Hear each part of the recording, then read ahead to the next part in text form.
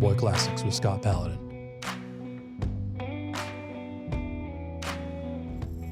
This episode, the love song of J. Alfred Prufrock.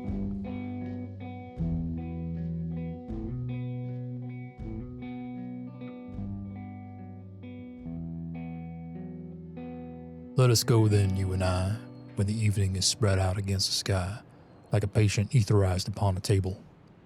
Let us go through certain half-deserted streets, the muttering retreats of restless nights in one-night cheap hotels, and sawdust restaurants with oyster shells. Streets that follow like a tedious argument of insidious intent to lead you to an overwhelming question. Oh, do not ask, what is it? Let us go and make our visit. In the room where women come and go, talking of Michelangelo. The yellow fog that rubs its back upon the window panes. The yellow smoke that rubs its muzzle on the window panes. Licked its tongue into the corners of the evening, lingered upon the pools that stand in drains, let fall upon its back the soot that falls from chimneys, slipped by the terrace, made a sudden leap, and seeing that it was a soft October night, curled once about the house and fell asleep. And indeed, there will be time for the yellow smoke that slides upon the street, rubbing its back upon the window panes. There will be time to prepare a face to meet the faces that you meet. There will be a time to murder and create, and time for all the works and days of hands that lift and drop a question on your plate. Time for you, and time for me, and time for 100 indecisions, and for 100 visions and revisions before taking of toast and tea. In the room where women come and go, talking of Michelangelo. And indeed, there will be time to wonder, do I dare, and do I dare?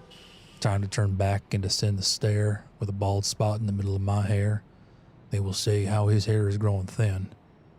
My morning coat, my collar mounted firmly to the chin, my necktie rich and modest, but asserted by a simple pin. They will say but how his arms and legs are thin.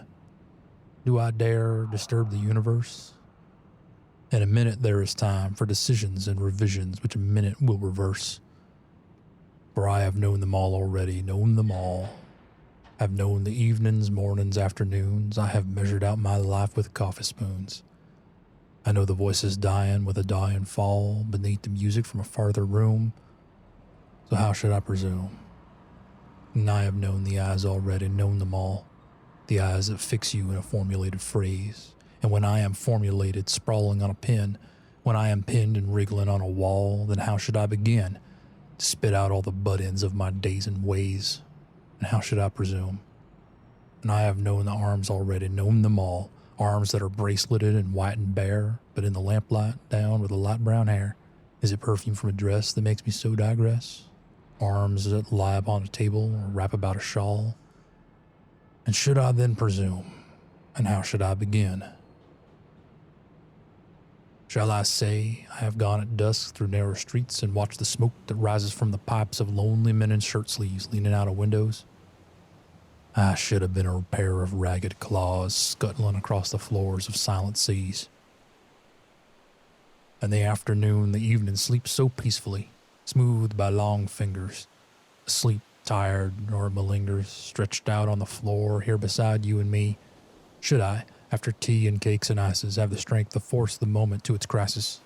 But though I have wept and fasted, wept and prayed, though I have seen my head, grown slightly bald, brought in upon a platter, I am no prophet, and here's no great matter.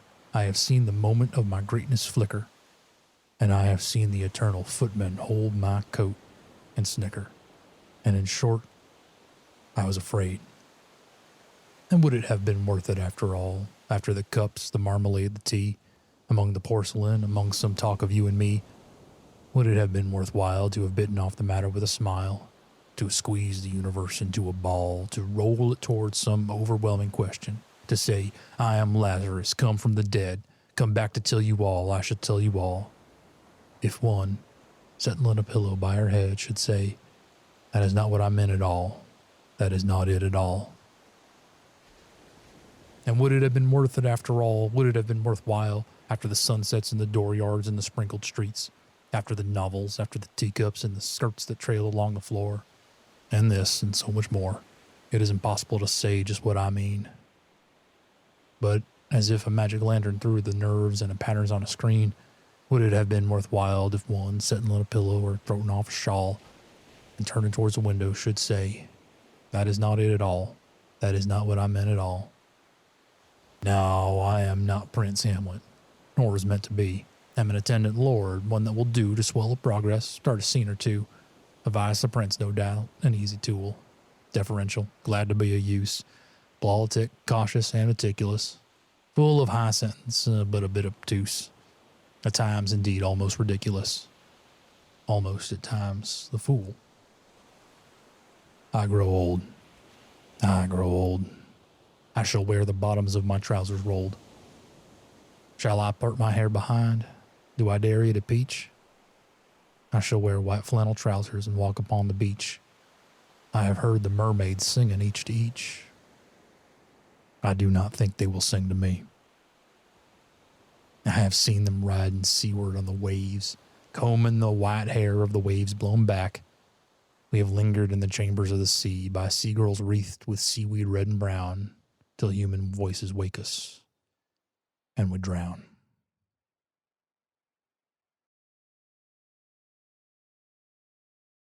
Thank you for joining us for this episode of Cowboy Classics with Scott Paladin.